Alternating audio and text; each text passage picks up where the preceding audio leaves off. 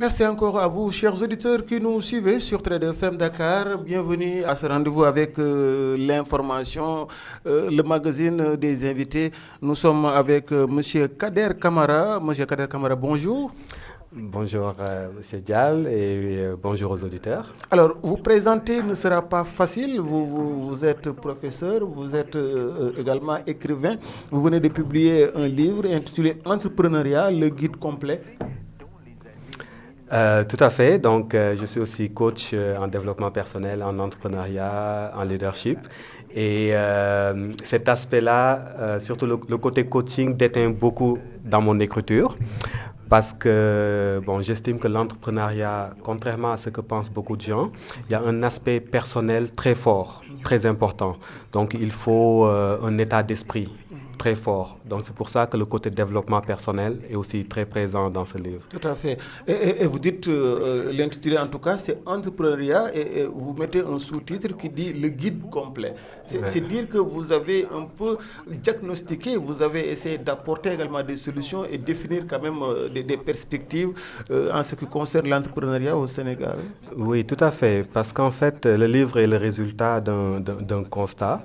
En fait, ça part d'un constat. C'est que beaucoup de gens sont intéressés par l'entrepreneuriat, spécialement les jeunes. Mais il y a beaucoup d'idées reçues et il y a beaucoup d'informations en fait manquantes. Et donc, les gens se retrouvent intéressés par l'entrepreneuriat, ils ont envie de se lancer, mais ils ne savent pas par où commencer. Donc, c'est parti de ce constat-là. Et donc, j'avais l'ambition de faire un tour d'horizon quand même assez complet. Bon, on m'a déjà posé la question sur un autre plateau, le guide complet, est-ce que ce n'est pas prétentieux? Et la réponse que j'avais donnée, c'est effectivement, ça peut paraître prétentieux, mais pour écrire un livre, il faut de la prétention. Bien sûr. Pas de l'arrogance. De la prétention, mais avec humilité. Donc, j'ai la prétention quand même d'avoir mis dans ce livre-là les outils que je trouve nécessaires. Donc, un tour d'horizon complet de ce qu'il faut à l'entrepreneur pour démarrer. Justement, pour démarrer, et vous avez dit que c'est le bon moment pour se lancer. Tout à fait. Justement. Alors, pourquoi dites-vous que c'est le bon moment? C'est le contexte national qui vous permet de dire ça ou où est-ce que vous vous êtes basé pour dire que c'est le bon moment? Alors, il y a en fait deux niveaux de réponse à cette question-là. Alors, je dis que c'est le bon moment parce qu'aujourd'hui, nous disposons d'outils qui sont inédits dans l'histoire. Quand on regarde un peu les technologies de l'information et de la communication, ça met à la disposition de tout un chacun des outils pour entreprendre. Et pratiquement dans tous les domaines. Donc, souvent, les gens pensent que ce sont les entrepreneurs en informatique en fait, qui sont gâtés, entre guillemets, par ces nouveaux outils-là. Oui. Mais en fait, c'est tout le monde. Tout le monde peut utiliser ces outils-là. Les métiers manuels, comme on dit. Tout à fait. On voit beaucoup d'artisans qui ont des pages Facebook où ils exposent leur travail. Et disons, ça enlève tous les intermédiaires. Ils s'adressent directement à leurs clients. C'est l'essor informatique qui favorise un peu la situation. Tout à fait. Et puis l'autre niveau de réponse que j'apporterai à cette question-là, c'est que c'est le bon moment parce que, comment dirais-je, on m'aurait posé la question il y a 10 ans, j'aurais dit c'est le bon moment. On me poserait la question dans le futur, dans 10 ans, je dirais encore c'est le bon moment. C'est l'optimisme. C'est pour dire au fond que c'est toujours le bon moment. Quels que soient les cycles économiques dans lesquels nous nous trouvons, quelles que soient les difficultés, il y a toujours des opportunités. Ça, c'est le coach qui parle. Hein. C'est le coach. Et puis on sent un peu cette touche personnelle qui à travers ce livre. C'est le bon moment, oui, mais quelquefois, il ne manque pas d'obstacles, notamment l'accès au financement, notamment les parts de marché, l'accès au marché public. C'est autant de problèmes qui viennent se greffer, qui viennent un peu perturber les ambitions. Et vous dites qu'il n'est pas question d'avoir peur. Vous l'avez dit dans le livre, vous dites qu'il ne faut pas avoir peur. Alors, là également, expliquez-nous un peu. Oui, alors, les obstacles, il y en aura toujours. Il y en aura toujours dans le sens où, même dans les périodes disons, d'essor économique, il y a des obstacles, dans le sens où quand on veut entreprendre, on a plein d'autres concurrents qui veulent aussi entreprendre. Tout à fait. Et souvent dans les mêmes secteurs. Souvent dans les mêmes secteurs, effectivement. Donc, pour moi, c'est pas un frein. Ça peut être une barrière à l'entrée pour plusieurs, mais c'est une sélection naturelle qui se fait et les plus courageux, en fait, c'est eux qui vont passer à l'action. Tout à fait. Et quand on regarde bien, même dans les périodes où les endroits où on a le plus de mal à accéder au financement pour entreprendre, les gens entreprennent quand même. C'est ça. Donc, il y a des façons d'entreprendre sans avoir du financement. Il y a beaucoup de secteurs, beaucoup de types d'entreprises qu'on peut démarrer sans financement. Mais pour ça, il faut accepter de commencer petit. Commencer petit ne veut pas dire rester petit. Oui. On peut commencer petit, avoir une vision très grande. C'est ça.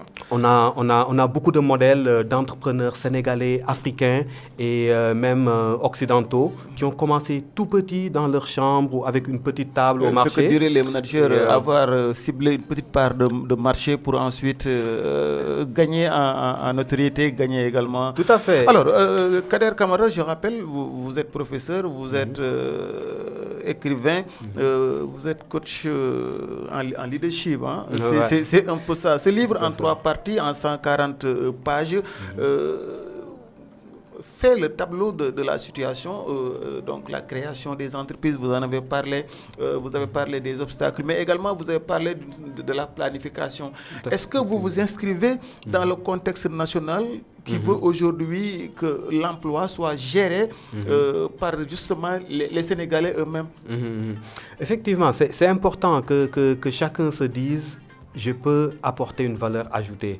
Et c'est le maxime de Kennedy qui disait: qu'est-ce que je peux faire pour mon État et pas... Tout à fait, tout à fait. Donc je m'inscris totalement dans ça. Et ce qui est sûr, c'est que c'est un peu utopique de penser que tout le monde peut être entrepreneur. Tout le monde ne sera jamais entrepreneur. C'est même pas souhaitable. Mais les gens qui sont intéressés par l'entrepreneuriat, moi je trouverais dommage qu'ils soient bloqués par le manque d'information ou par la peur. Parce qu'on peut réussir en entrepreneuriat ici au Sénégal, spécialement les jeunes, parce que je parle beaucoup aux jeunes. Et puis souvent, ils pensent qu'ils n'ont pas suffisamment d'expérience, ils n'ont pas suffisamment de fonds, ils ne peuvent pas se lancer. Alors que personnellement, je pense qu'ils ont ce qu'il faut pour réussir. Donc, c'est un peu dans ce sens-là. Oui. La deuxième partie du livre parle de la planification. Ouais. C'est également un clin d'œil que vous faites aux gens, parce que le Sénégalais, malheureusement, n'a pas la patience de voir grandir son projet, de mettre le temps qu'il faut. Est-ce que c'est une façon à vous, coach en leadership, écrivain, professeur, c'est une manière à vous de leur dire que ça demande quand même une certaine rigueur, c'est vrai, mais du temps. Tout à fait, parce que ça, effectivement, on a un peu du mal avec ça au Sénégal, de planifier à long terme. Parce que, souvent... En tout cas, c'est récemment que le ministère du Plan est revenu. On l'avait même enlevé de l'architecture gouvernementale. C'est récemment qu'on l'a remis. Hein? C'est ça, et puis ça montre vraiment que la planification, c'est quelque chose de très faible, malheureusement, au Sénégal. Et puis, ce serait bien de revenir à ça, que ce soit dans notre vie personnelle, professionnelle, académique, dans tous les aspects de la vie, la planification est importante. Donc, quand vous vous lancez en entrepreneuriat, il faut planifier. Ça ne va pas forcément se passer de la façon dont on l'a planifié, mais cet exercice de planification-là est important parce que ça nous permet... Voilà, ça donne du rythme et ça permet de cadrer certaines choses, de réfléchir à certains aspects, pour ne pas dire à tous les aspects. Et comme je disais, il y a de fortes chances que ça ne se passe pas de la façon dont ça a été planifié, mais l'exercice reste important. Et souvent, quand on parle de planification, on passe au business plan. Et moi, je dis souvent, c'est une façon de planifier parmi d'autres. Et ce n'est pas la seule façon de planifier. Ce n'est pas forcément la façon la plus efficace de planifier pour un jeune qui veut démarrer une entreprise. Souvent, je vois des jeunes qui sont bloqués justement par le business plan. Et j'en parle dans le livre. J'ai donné même un exemple complet de business plan à la fin. Il y a un chapitre qui est dédié à ça. Mais je mets quand même des bémols en disant que ce n'est pas la seule façon de planifier et ce n'est pas forcément la façon la plus efficace de planifier. Mais pour ceux qui ont besoin de business plan parce qu'ils se présentent à des concours d'entrepreneuriat où ils vont demander un financement, etc. Il y a des façons simples et efficaces de faire un business plan. Tout à fait. Alors, la planification, c'est la deuxième partie de ce livre. La première étant consacrée quand même à la prise en part à la révolution entrepreneuriale. Vous dites que prendre part à la révolution entrepreneuriale. La troisième partie, donc, c'est justement l'entrée en matière pour son entreprise. Effectivement, donc dans cette troisième partie, j'aborde le démarrage effectif, qui est bon, une fois que on a tout planifié et qu'on se lance, il y a des aspects importants dont il faut tenir compte. Par exemple, est-ce qu'il faut que j'y aille seul ou est-ce qu'il faut que je m'associe avec d'autres personnes? Si je veux m'associer, quels sont les points importants dont je dois tenir compte? Parce que souvent, on s'associe avec quelqu'un parce que c'est un ami et puis voilà, quoi, on ne réfléchit pas tellement à certaines choses. Et puis, arrivé à un certain moment, il y a un clash où il y a ce qu'on appelle les accidents de la vie et puis nos chemins doivent se séparer. Et là, il y a de gros problèmes. Donc, il y a des choses dont il faut tenir compte. Et j'aborde cet aspect-là. J'aborde aussi l'aspect de, si on doit recruter, sur quelle base il faut le faire, comment choisir ces bons définir les rôles, définir les responsabilités, le profil un peu.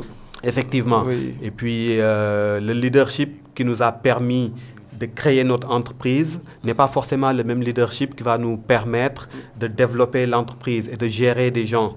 Et donc, c'est ces aspects-là que je développe. Vous développez dans cette troisième partie du livre qui dit un peu le démarrage effectif. Le livre en soi, à lire seulement le sommaire, on voit que c'est un projet parce que déjà vous partez d'un diagnostic, vous partez de conseils, de constats, ensuite vous dites que non, il faut prendre part, il faut oser, autrement dit.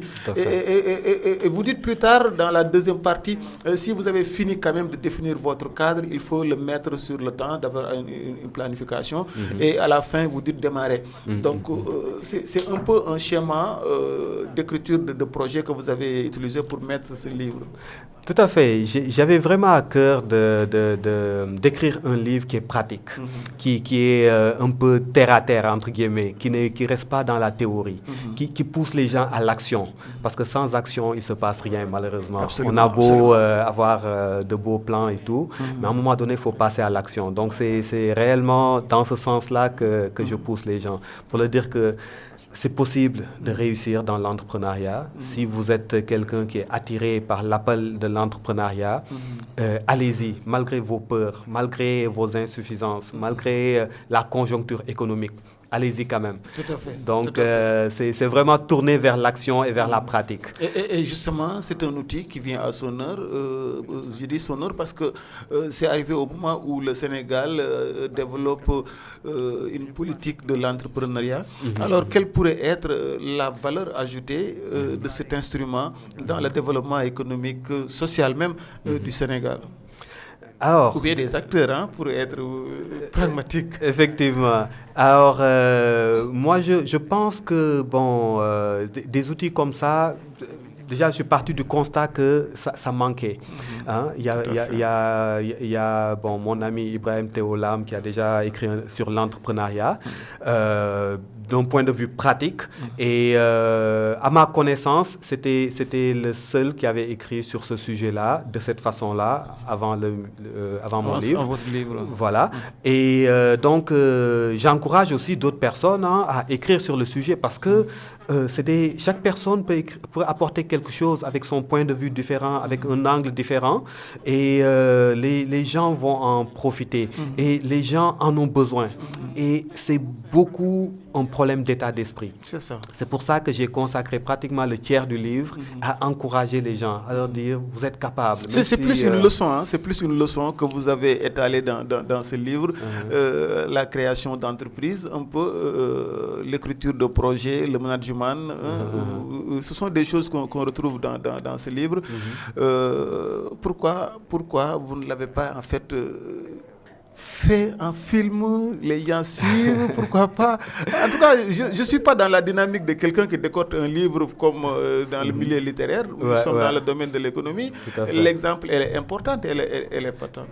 Effectivement, c'est sûr que bon, ça toucherait plus de gens, surtout que les gens ne lisent pas beaucoup malheureusement. C'est ça. Mais bon, chacun à la place où il est avec ses compétences peut contribuer. Moi, je suis meilleur à l'écriture qu'à la réalisation. Oui. Alors que peut-être que quelqu'un serait inspiré par ça. Bien sûr. Qui sait? La collaboration serait née, par exemple. Camarade, venez avec votre livre, moi je le traduis, j'en fais un film qui pourrait demain...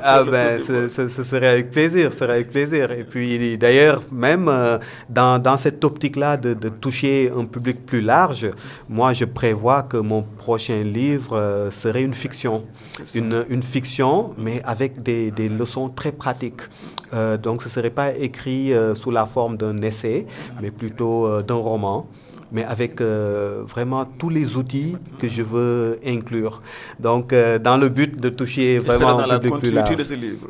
Dans la continuité, dans le même esprit en tout cas, dans le même esprit, parce que moi je suis quelqu'un qui croit à la pratique, aux outils pratiques terre à terre que les gens peuvent utiliser et appliquer dans leur vie directement. En tout cas, c'est un livre que je conseille à tous les jeunes, notamment les jeunes, les femmes, ceux qui veulent entreprendre. En tout cas, c'est un livre de 140 pages intitulé Entrepreneuriat, le guide complet. C'est publié par Harmattan Sénégal. Nous recevions Kader Camara, son auteur. Merci, professeur. Merci de penser aux autres Sénégalais qui en ont besoin, qui sont dans le besoin d'avoir un outil pour développer leur activité. Merci beaucoup, Issa Dial. Ça m'a fait plaisir. Trade FM Dakar, c'est terminé pour ce matin 88.1. Restez avec nous, nos programmes se poursuivent.